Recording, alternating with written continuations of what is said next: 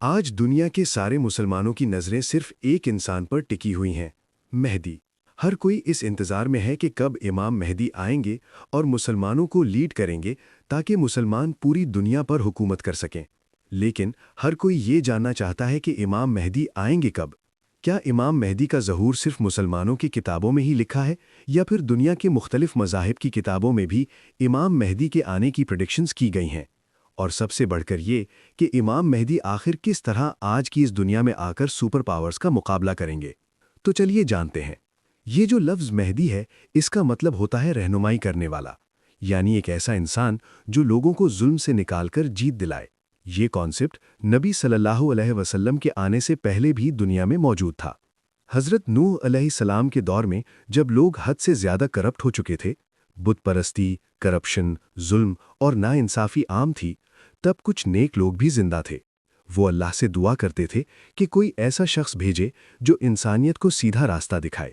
تو اللہ نے ان کی دعا قبول کی اور حضرت نوح علیہ السلام کو بھیجا۔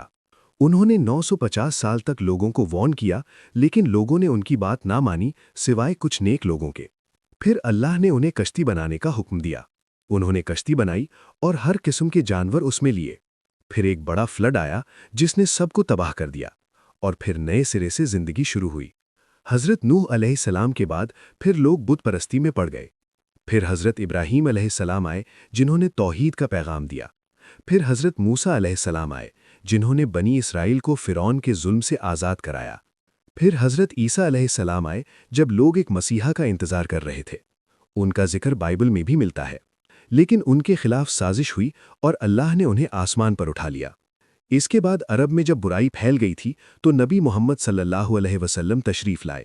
یہ مسیحا کا کانسیپٹ بنی اسرائیل میں پہلے سے موجود تھا، اسی لیے علامہ اقبال جیسے اسکالر اس کانسیپٹ سے متفق نہیں تھے۔ ان کا کہنا تھا کہ مسلمانوں نے یہ کانسیپٹ دوسرے مذاہب سے لیا ہے۔ ابن خلدون نے بھی امام مہدی سے متعلق احادیث پر کچھ شک ظاہر کیا، لیکن بہت سی احادیث مختلف کتابوں میں ملتی ہیں سوائے بخاری اور مسلم کے۔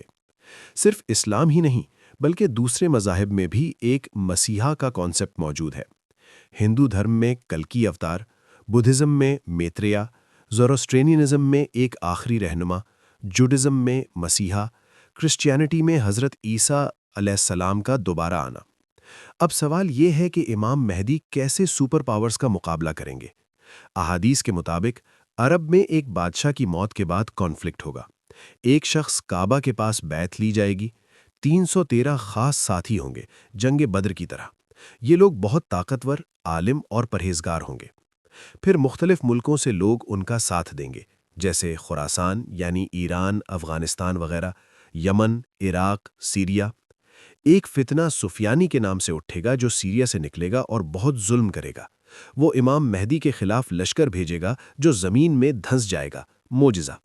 پھر ایک بڑی جنگ ہوگی جس میں امام مہدی جیتیں گے۔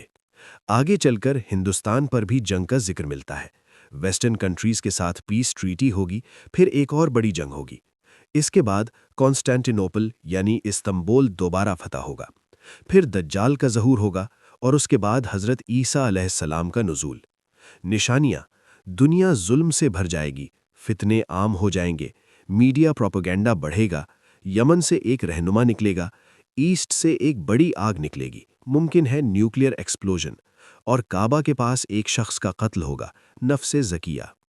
اور نبی صلی اللہ علیہ وسلم نے فرمایا کہ آخر زمان کی نشانیاں تسبیح کے دانوں کی طرح ایک کے بعد ایک ظاہر ہوں گی۔